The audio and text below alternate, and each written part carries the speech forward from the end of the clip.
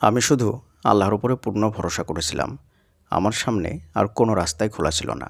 গত কয়েকদিন আগে একজন ভাই তার বাস্তব জীবনের দোয়া কবুলের গল্পটি আমাদের সঙ্গে এভাবে শেয়ার করছিলেন। নাহমাদু ওয়া নুসাল্লি আলা রাসূলিহিল কারীম, আম্মা বা'দ, ফাআউযু বিল্লাহি মিনাশ শাইতানির রাজীম, বিসমিল্লাহির রহমানির রহিম। আমরা সত্য ঘটনা অবলম্বনে দোয়া কবুলের গল্পগুলো আপনাদের সঙ্গে শেয়ার করে থাকি।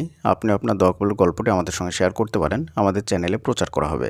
দোয়া কবুলের গল্প পাঠানোর জন্য আমাদের ইমেল আইডি ব্যবহার করবেন। আমাদের ইমেল আইডি হলো khalidhasan6695@gmail.com। এটা আমরা স্ক্রিনেও লিখে দিচ্ছি। ভাই বলছিলেন, আমি আমার জীবনে উপলব্ধি করতে পেরেছি, যদি আল্লাহর উপরে পূর্ণ আস্থা রাখা যায়, পূর্ণ ভরসা করা হয়, তাহলে আল্লাহ তাআলা আপনাকে যে কোনো পরিস্থিতিতেই সাহায্য করবেন। তিনি বলেন যে, ভাইয়া, আমি একজন স্টুডেন্ট। আমি এখন মাস্টার্স করছি। বিভিন্ন পারিবারিক সমস্যার কারণে গত সেমিস্টারে আমি ঠিকঠাক মতো ক্লাসও করতে পারিনি এবং ঠিকঠাক মতো স্টাডিও করতে পারিনি। এভাবে চলতে চলতেই হঠাৎ করে আমার সামনে এক্সাম হাজির হয়ে গেল।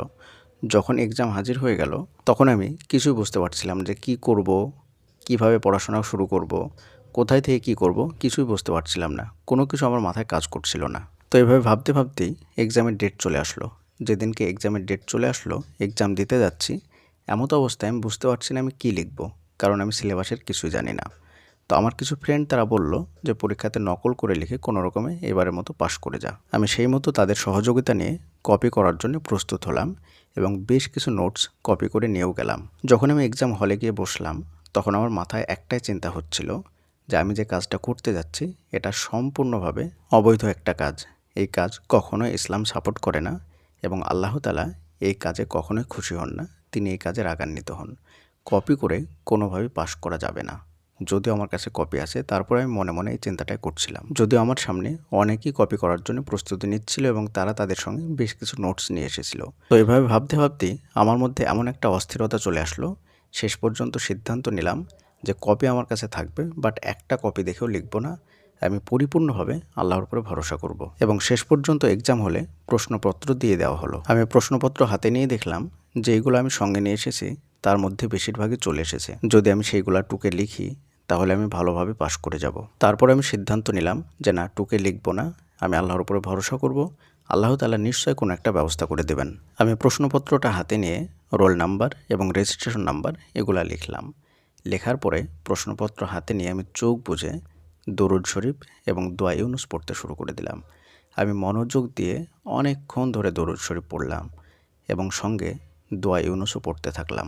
যখন আমার মনে হলো যে না, এবার যথেষ্ট পড়া হয়েছে, তারপর আমি চোখ দুটো খুলে প্রশ্নপত্রটা ভালোভাবে আরেকবার পড়ে দেখলাম। আমি অবাক হয়ে গেলাম।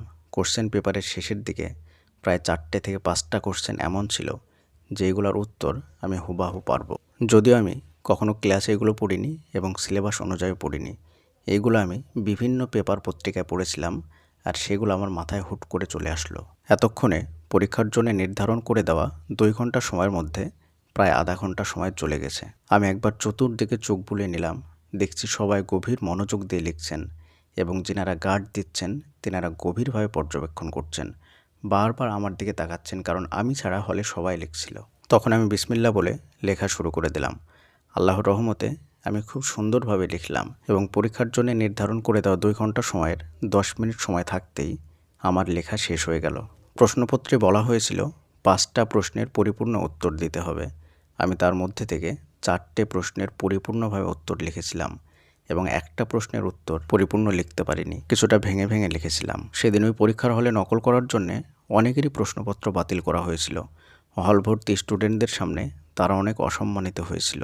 আল্লাহ তাআলা আমাকে এত বড় দুর্ঘটনার হাত থেকে রক্ষা করেছেন এবং অসম্মানিত হওয়া থেকেও আমাকে বাঁচিয়েছেন শুধুমাত্র আল্লাহর উপরে পূর্ণ আস্থা এবং ভরসা রাখার কারণে। আমি সকল দিনী ভাই এবং বোনদেরকে বলতে চাই, যদি আপনি আল্লাহর ভয়ে আল্লাহর উপর ভরসা করে অবৈধ রাস্তা ছেড়ে দেন, তাহলে আল্লাহ তাআলা তার চাইতে অনেক সুন্দর বৈধ রাস্তা আপনাকে দেখাবেন, যা আপনার দুনিয়া ও আখিরাতের জন্যে কল্যাণকর হবে। অনেকেই জেনে শুনে অবৈধভাবে রুজি রোজগার করেন এবং মনে মনে ভাবেন যদি আমি এটা ছেড়ে দেই তাহলে আমি না খেয়ে মরে যাব। অনেকেই ব্যাংকে চাকরি করেন, অনেকেই হারাম কোনো জায়গায় জব করছেন বা হারাম কোনো ব্যবসা করছেন।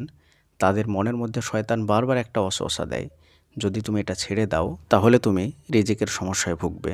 আবার অনেক দিনই ভাই এবং বোন যেনারা আছেন, একটা অবৈধ সম্পর্কে আছেন, তো তারা অবৈধ সম্পর্ক ছাড়তেই ভয় পান। সে যদি অন্য কোথাও বিয়ে করে নেয় বা চলে যায়, বিশ্বাস করুন, আপনি যদি আল্লাহর ভয়ে আল্লাহর উপর ভরসা করে অবৈধ রাস্তাগুলো ছেড়ে দেন, তাহলে আল্লাহ তাআলা তার চাইতে শতগুণ সুন্দর বৈধ রাস্তা আপনাকে দেখাবেনই। আল্লাহ তাআলা আমাদের সকলকে সঠিকটা বোঝার এবং সে অনুযায়ী আমল করার তৌফিক দান করুন। আমিন। আসসালামু আলাইকুম ওয়া রাহমাতুল্লাহি ওয়া বারাকাতুহু।